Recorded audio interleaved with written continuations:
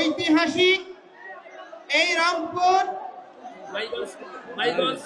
Mahiganj college চত্বর প্রাঙ্গণে এবং পুরো অঞ্চলে 5 কিলোমিটার ধরে বিস্তৃত এরিয়াতে আগত উত্তরাঞ্চলের সমস্ত নিপীড়িত, নির্যাতিত, অবহেলিত সনাতনী সংখ্যালঘু জনগোষ্ঠী, আমি প্রারম্ভে আপনাদেরকে অতলান্ত শ্রদ্ধা নিবেদন করছি। শত রক্তচক্ষু উপেক্ষা করে বিভিন্ন পর্যায়ে রাজনৈতিক উচ্ছৃঙ্খল জনগোষ্ঠী এবং প্রশাসনিক বাধাকে উপেক্ষা করে আজকে এই রংপুরে যে জনসমুদ্র পরিণত হয়েছে, আপনাদের অকুণ্ঠ সমর্থনে আমরা চিরঋণী আপনাদের কাছে প্রণাম নিবেদন করছি। অতিশয় দুর্ভাগ্যের সাথে বলতে গত 5ই আগস্টের যে অভ্যুত্থান হয়েছে, সে অভ্যুত্থানে এই রংপুরেই প্রথম শহীদ হয়েছিল শহীদ আবু সাইদ। কিসের জন্য তিনি আত্মত্যাগ করেছিলেন? তিনি আত্মত্যাগ করেছিলেন বাক স্বাধীনতার জন্য, তিনি আত্মত্যাগ করেছিলেন গণতন্ত্রের জন্য, তিনি আত্মত্যাগ করেছিলেন সহাবস্থানের জন্য, তিনি আত্মত্যাগ করেছিলেন মর্যাদাপূর্ণ একটি জাতি পরিণত করার জন্য। শহীদ রুদ্র আত্মাহুতি দান করেছেন সে আন্দোলনে, একজন মুসলমান, একজন হিন্দু। এভাবে পরস্পরের পাশে দাঁড়িয়ে অভ্যুত্থান সাধিত হয়েছে। যাদের আত্মত্যাগ আর বলিদানের বিনিময়ে এই অভ্যুত্থান হয়েছে, তারা কি তার মূল্য পেয়েছে? তারা কি তার মূল্য পেয়েছে? আজকে দেখুন, নেট স্লো করে দেওয়া হয়েছে, প্রতিটি জায়গায় সমাবেশে নেট স্লো করে দেওয়া হচ্ছে। আজকে যিনি তথ্যমন্ত্রী, তিনি দায়িত্ব নিয়েছিলেন গত সরকারের, এই তথ্যমন্ত্রী পলক, তিনি নেট স্লো করে দিয়েছেন এই অভিযোগে তার অবস্থানের পরিবর্তন সাধন করার জন্য। কিন্তু অতিশয় দুর্ভাগ্যের বিষয়, কি পরিবর্তন দেখছি যে আগের চেয়েও একই রকম অবস্থা, কোনো পরিবর্তন হয়নি। এই অবস্থা শহীদ আবু সাইদ, শহীদ রুদ্র, শহীদ মুক্ত সহ নিপীড়িত যেই সমস্ত আত্মাহুতি দানকারী শহীদ, যারা এই পরিবর্তনের জন্য জীবন দিয়েছে, তাদের রক্তের সঙ্গে বেঈমানি। এই অবস্থা আমরা মেনে নিতে পারি না। আজকে 1971 সনে দেশ স্বাধীন হয়েছে, 30 লক্ষ শহীদ হয়েছে। যশোর যে মুক্তিযুদ্ধ জাদুঘর রয়েছে খুলনাতে, তার তত্ত্বাবধানে 40 খণ্ড বই প্রকাশিত হয়েছে। সেই 40 খণ্ড বই এবং বাকি যে সার্ভে হয়েছে 24টি জেলায়, 64টি জেলায় 30 লক্ষ শহীদের 2/3 হচ্ছে হিন্দুরা। 1 কোটি শরণার্থী হয়েছে। এটা আমার পরিসংখ্যান নয়, জাতিসংঘ সহ অক্সফাম থেকে শুরু করে যতগুলো আন্তর্জাতিক সংস্থার পরিসংখ্যান, সেই পরিসংখ্যান বলে যে সেই 1 কোটি শরণার্থীর মধ্যে 70% হচ্ছে হিন্দুরা, যাদের বাড়িঘর ধ্বংস হয়েছে, লুটপাট হয়েছে, নির্যাতিত হয়েছে। অথচ স্বাধীনতার 53 বছর পরেও বাঙালি জনগোষ্ঠীর এই বৃহৎ অংশ শুধু ধর্মীয় পরিচয়ের কারণে তার প্রাপ্ত মর্যাদা পায়নি। বাংলাদেশের স্বাধীনতার পরে আমরা বিগত সরকারকে দেখেছি, আমরা ইতিহাসকে অবমূল্যায়ন পছন্দ করি না। স্বাধীন বাংলাদেশের যার দরে স্বাধীনতা এসেছিল, সেই শেখ মুজিবুর রহমান উনাকে শুধুমাত্র একক সম্মান প্রদর্শন করার জন্য প্রচেষ্টা করে। শহীদ তাজউদ্দিন, আপনার 4 জাতীয় নেতা মাওলানা ভাসানী এবং মনোরঞ্জন ধর, কমরেড মনি সিং থেকে শুরু করে অনেক অগণিত কৃতি ব্যক্তির মূল্যায়ন হয় নাই এবং সেই ধারাবাহিকতা আজ পর্যন্ত বলবৎ রয়েছে। যেই সমস্ত 9 জন শহীদ হয়েছে তাদের নামে স্মৃতি ফাউন্ডেশন বলেন, সরকার বলেন, আজ পর্যন্ত কোনো দৃষ্টান্তমূলক পদক্ষেপ গ্রহণ করে নাই। এবং অতিশয় দুর্ভাগ্যের বিষয় যে এই দেশে স্বাধীনতা যুদ্ধে প্রথম শহীদ হয়েছে, যেই শহীদকে বীর শ্রেষ্ঠ বলে ঘোষণা করা হয়েছিল, সেই বীর শ্রেষ্ঠটি হচ্ছে দাস পার্টির প্রতিষ্ঠাতা জগৎজ্যোতি দাস, যাকে তৎকালীন আপনার প্রবাসী সরকার গেজেট প্রকাশ করেছে। আকাশবাণী, স্বাধীন বাংলা বেতার কেন্দ্র থেকে শুরু করে প্রতিটি সংবাদ মাধ্যম থেকে প্রথম বীরশ্রেষ্ঠ হিসেবে স্বীকৃতি দেওয়া হয়েছে। কিন্তু দেখা গেল কি 72-এ এসে সরকার গঠন হওয়ার পরে শুধু হিন্দু অজুহাতে তাকে স্বীকৃতি দিতে হবে বলে কোনো সেনাবাহিনী ছাড়া অন্য কোনো সেক্টরের কাউকে আর বীরশ্রেষ্ঠ খেতাব দেওয়া হয়নি এবং সেই জগৎজ্যোতি দাসের বীরশ্রেষ্ঠ খেতাব কেড়ে নেওয়া হয়েছে শুধুমাত্র হিন্দু হওয়ার অপরাধে।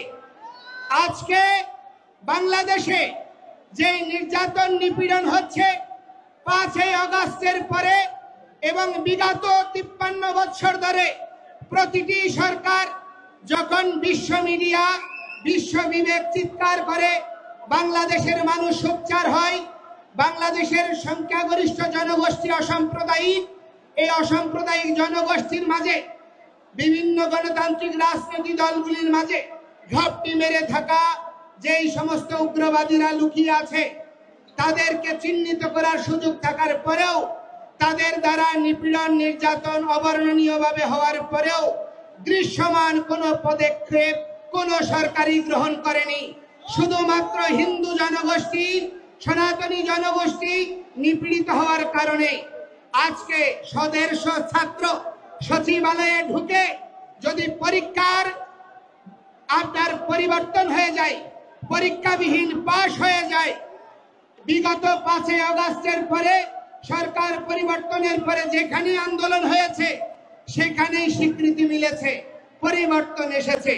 কিন্তু আজকে 3 মাস হয়ে যাচ্ছে, দৃশ্যমান কোনো অগ্রগতি তো নাই, বরঞ্চ প্রতিটি জায়গায় হিন্দু বাড়ি ঘরে এখনো লুটপাট, অগ্নিসংযোগ চলছে, এখনো চাঁদাবাজি চলছে, এখনো চাকরির ছুটি চলছে।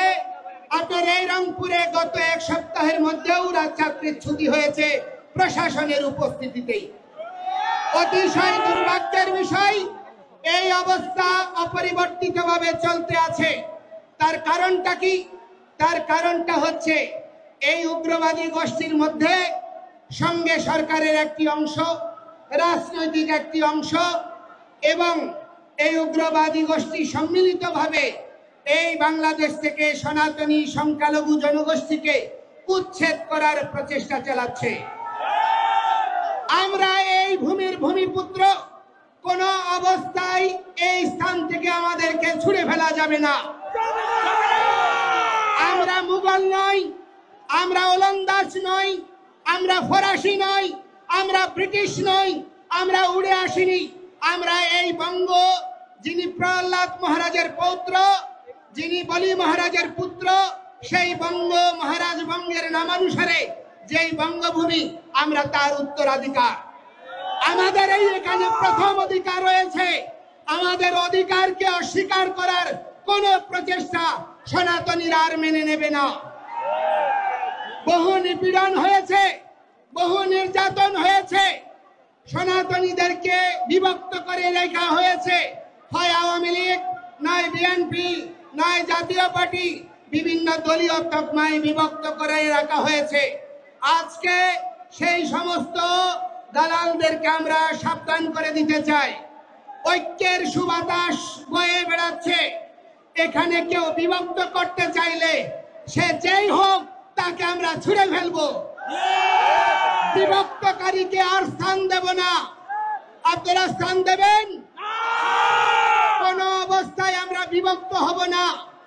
ঐক্য পরিষদ, পূজা পরিষদ, জন্মাষ্টমী পরিষদ, বিদ্যার্থী, ইসকন, জাগো হিন্দু মহাজোট, যত সংগঠন রয়েছে সব সংগঠন একীভূত হয়ে আজকে সম্মিলিত সনাতনী জাগরণ জোট হয়েছে। এই ঐক্যকে প্রতিহত করা যাবে না। এই অবস্থা দেখে আজকে তারা ভীত হয়ে গিয়েছে। প্রতিটি জায়গায় জায়গায় সাবোটেজ তৈরি করা হচ্ছে, ঘটনা প্রবাহের জন্ম দেওয়া হচ্ছে। আজকে আপনার সৈয়দপুর, জলঢাকা, দিনাজপুর থেকে শুরু করে বিভিন্ন জায়গা থেকে আগত শত শত বাসকে পথে আটকে রাখা হয়েছে, হামলা করা হয়েছে। দু তিনজন আমাদের আহত ভাইকে কিছুক্ষণ আগে পুলিশ কমিশনারের নেতৃত্বে রংপুর মেডিকেলে নিয়ে যাওয়া হয়েছে। তাদের অবস্থা আশঙ্কাজনক। অপরাধী সনাতনী ঐক্যে যোগ দেওয়া। এই অপরাধে আজকে আমাদেরকে দমিত করার প্রচেষ্টা হচ্ছে। কোন ধরনের হীন প্রচেষ্টাকে আপনারা যদি প্রশ্রয় দান করেন, এই বাংলাদেশ সিরিয়া হবে, এই বাংলাদেশ ইরাক হবে, এই বাংলাদেশ লেবানন হবে, উপনিবেশিক শক্তির লীলাভূমি হবে। এই দেশে কোন সরকার, কোন রাজনৈতিক দল স্থায়ী ক্ষমতা উপভোগ করতে পারবেন না। বিদেশি শক্তি এখন থেকেই তো বাংলাদেশের জায়গায় থাবা দেওয়ার জন্য প্রচেষ্টা করছে। আমরা বাঙালি, আমরা বাংলাদেশি, আমরা জীবিত থাকতে আমাদের জননী জন্মভূমিশ্চ স্বর্গাদপি গরীয়সী। আমাদের মা এবং জন্মভূমি একই সমান। আমাদের মা যেমন আমাদের পূজ্য, এই জন্মভূমি পূজ্য। আমাদের 1 ইঞ্চি ভূমিকে নিয়ে কাউকে আমরা ছিনিমিনি খেলতে দেব না। আজকে এই ঐক্যবদ্ধ গণতন্ত্র, সমতা, সাম্য, মৌলিক অধিকারের দাবিতে আমরা যখন সংঘবদ্ধ হয়েছি, যে জাতি জাতীয় পতাকা উত্তোলন করে, জাতীয় সঙ্গীত গেয়ে, সাম্যের কথা বলে যে কোনো কর্মসূচি শুরু করে, সেই জাতিকে আজকে অতিশয় দুর্ভাগ্যের বিষয় রাষ্ট্রদ্রোহের মামলায় আমাদেরকে আসামি করা হচ্ছে। অথচ যারা এই জাতীয় পতাকায় 4 তারা লাগিয়েছে, জাতীয় পতাকা ছুঁড়ে ফেলেছে, জাতীয় পতাকা পদদলিত করেছে, জাতীয় পতাকা আর জাতীয় সঙ্গীত পরিবর্তন করতে চেয়েছে, এই সরকার প্রশাসন তাদের বিরুদ্ধে একটি পদক্ষেপ গ্রহণ করেনি। এই অবস্থা প্রমাণ করে পক্ষপাত দুষ্ট সরকার। এই সরকার মৌলিক গণতন্ত্রে, সাম্যে, সমতায় বিশ্বাস যদি করেন, সকলের প্রতি সমান পদক্ষেপ গ্রহণ করুন। আজকে আমরা যখন কর্মসূচি করতে গিয়েছি, জেলা স্কুল থেকে এখানে আমাদেরকে ট্রান্সফার করা হয়েছে, আমাদেরকে হোটেল ছাড়তে বাধ্য করা হয়েছে পুলিশ সুপারের নির্দেশে। আমি বলতে চাই, আজকে ডিসি মহোদয় বলছে রংপুরের লোক না হলে নাকি কথা বলা যাবে না। আরে ভাই, তুমি আমার টাকায়, আমার ট্যাক্সে তুমি চাকরি করছো।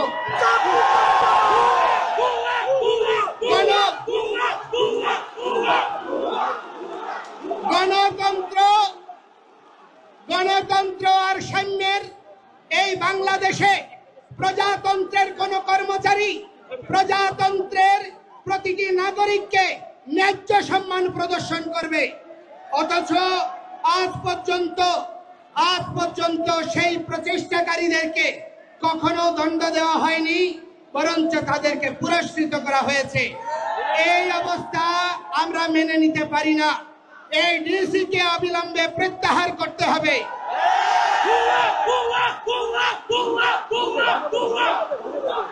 আমি বলতে চাই, আমি এই বৃহত্তর রংপুরের সেনাবাহিনীকে আমি কৃতজ্ঞতা জানাই, ধন্যবাদ জানাই।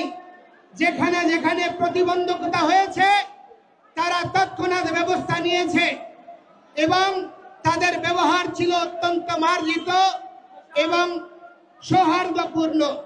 অথচ আমরা সেনাবাহিনীর কাছে দাবি করব, সেনাবাহিনী বা প্রশাসনের যে একটি ক্ষুদ্র অংশ চট্টগ্রামে হাজারীগালির ঘটনায় অনেক নিরীহ হিন্দুদেরকে নির্যাতন নিপীড়ন করেছে, বিচার বিভাগীয় তদন্তের দ্বারা তাদের শাস্তি নিশ্চিত করে, যারা প্রকৃত অপরাধী তাদেরকে চিহ্নিত করে সেই সমস্ত ব্যবস্থার স্থায়ী নিরসন করা।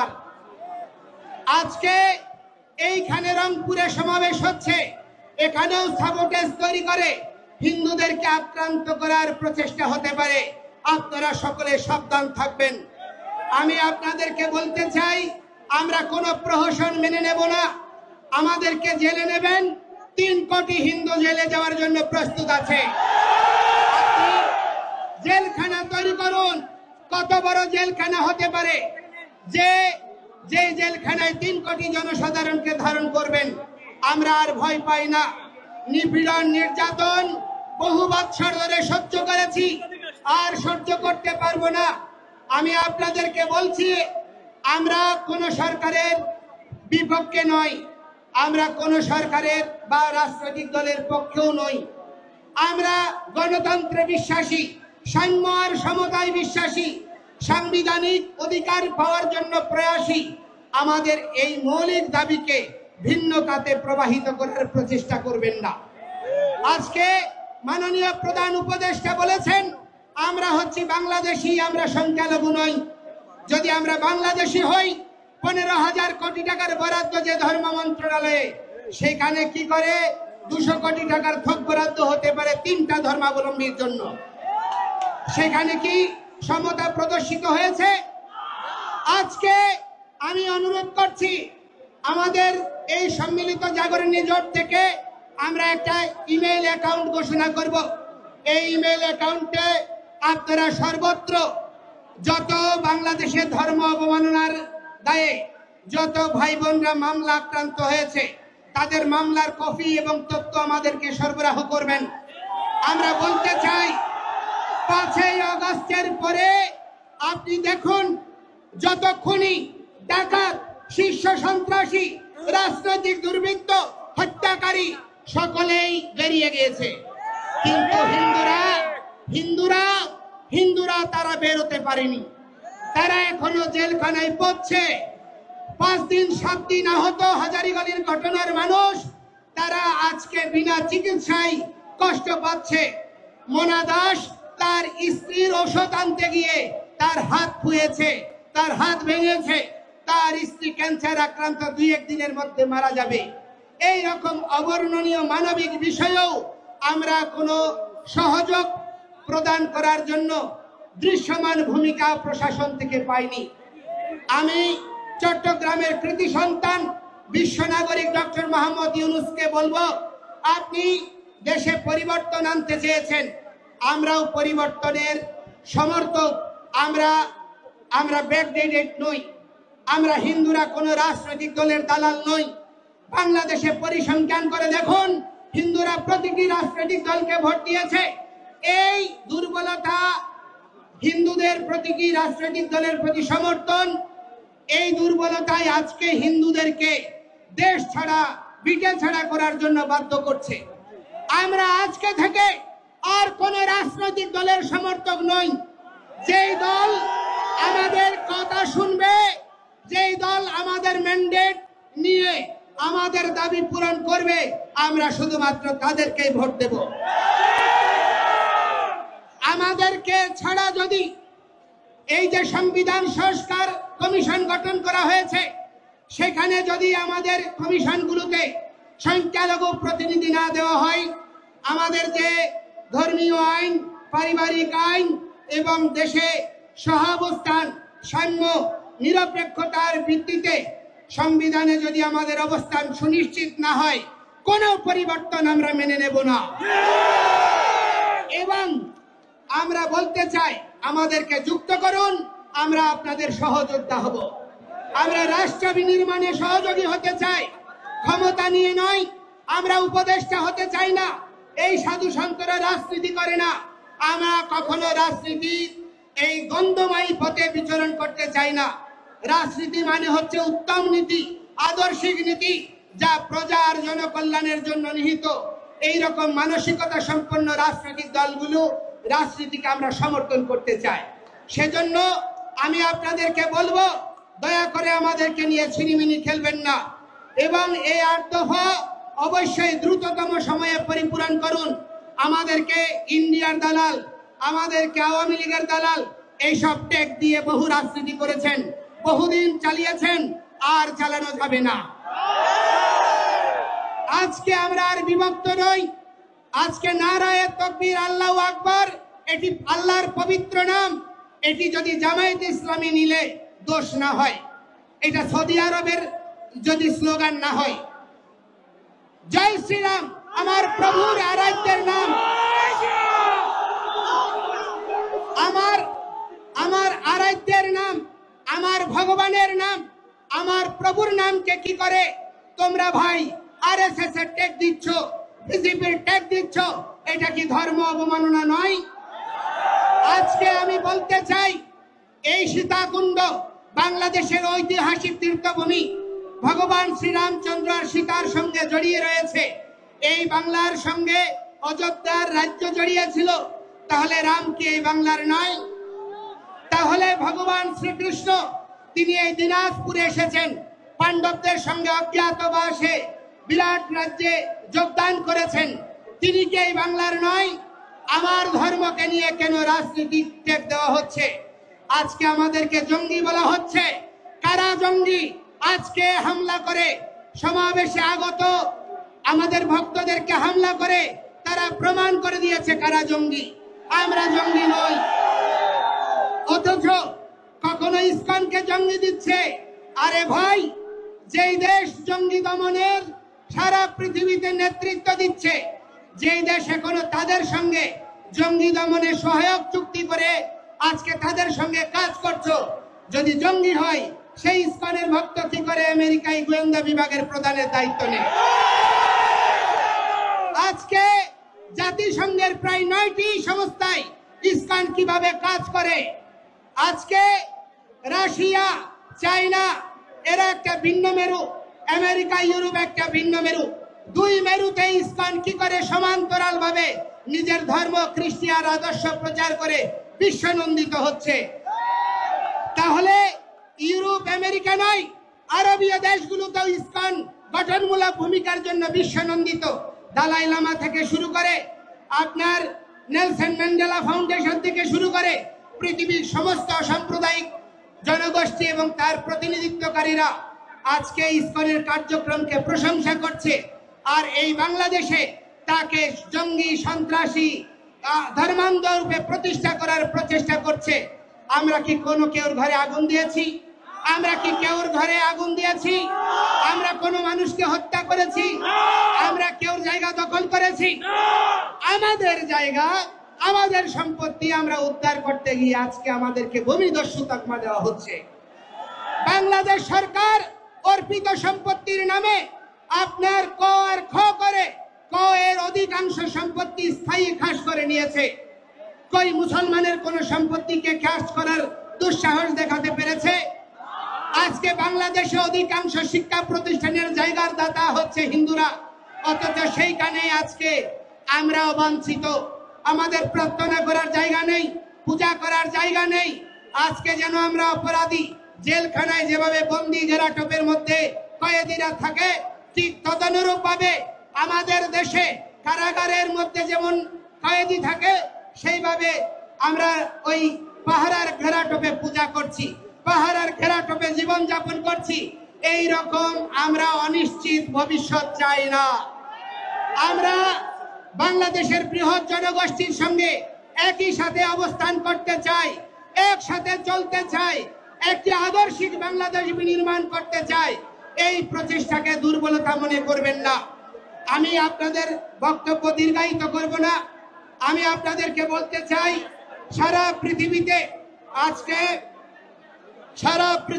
আজকে দেখা যাচ্ছে যে মানুষ মানবিকতার কথা বলছে, সারা পৃথিবীতে অসাম্প্রদায়িকতার কথা বলছে, ধর্মনিরপেক্ষতার কথা বলছে, কিন্তু অতিশয় দুর্ভাগ্যের বিষয় আমার বাংলাদেশে রাষ্ট্র ধর্ম ইসলাম করতে চায়, একটা ধর্মীয় রাষ্ট্র বানাতে চায়, কিন্তু অন্য দেশে আপনার কি করতে চায়, ধর্মনিরপেক্ষ রাষ্ট্র চায়।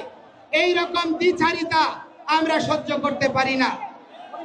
রাষ্ট্রের 4টা মূলনীতি অক্ষুণ্ণ রেখে আমাদের সহাবস্থান সুনিশ্চিত করে যদি আপনারা এগিয়ে না যান, তাহলে এই রাষ্ট্র বিভক্ত হতেই থাকবে। আমি অনুরোধ করব, বাংলাদেশের স্বাধীনতাত্তর সময় থেকে এবং স্বাধীনতার পূর্ববর্তী হোসেন শহীদ সোহরাওয়ার্দী, মাওলানা ভাসানী, শেরে বাংলাকে ফজলুল হক, শেখ মুজিবুর রহমান, জিয়াউর রহমান থেকে শুরু করে সমস্ত ইতিহাস বীরদেরকে যথাযোগ্য মর্যাদা প্রদান করে একটি সংঘবদ্ধ এবং সুশৃঙ্খলায়িত ইতিহাসের দ্বারা একটা জাতি রাষ্ট্র বিনির্মাণ আবশ্যক। এই বিষয়ে আপনাদের সকলকে ভূমিকা রাখতে হবে। আজকে মিডিয়ার এখানে সাবলীল উপস্থিতি আমাদেরকে অনুপ্রাণিত করছে, এই জন্য আপনাদেরকে ধন্যবাদ জানাই। কিন্তু এই সমস্ত হলুদ মিডিয়া আমাদেরকে দলীয় ট্যাগ দেওয়ার জন্য, আমাদের আন্দোলনকে ভিন্ন খাতে প্রবাহিত করার জন্য হীন প্রচেষ্টা করছেন, তাদেরকে আমরা বলতে চাই, ক্ষমতা চিরস্থায়ী নয়, ক্ষমতার পট পরিবর্তন হবে। সেই সময় আপনাদের এই সুযোগ, এই প্রচেষ্টায় আপনার জীবনের কাল হবে। সুতরাং আজকে যদি আপনি অন্য কেউর জন্য গর্ত খুঁড়েন, সেই গর্তে আপনি একদিন পড়বেন। সাধু সাবধান, সাধু সাবধান। সুতরাং ঐক্যবদ্ধ হন, বিভক্ত নই। আমরা আর বিভক্ত হব না, ঐক্যবদ্ধভাবে এগিয়ে চলব।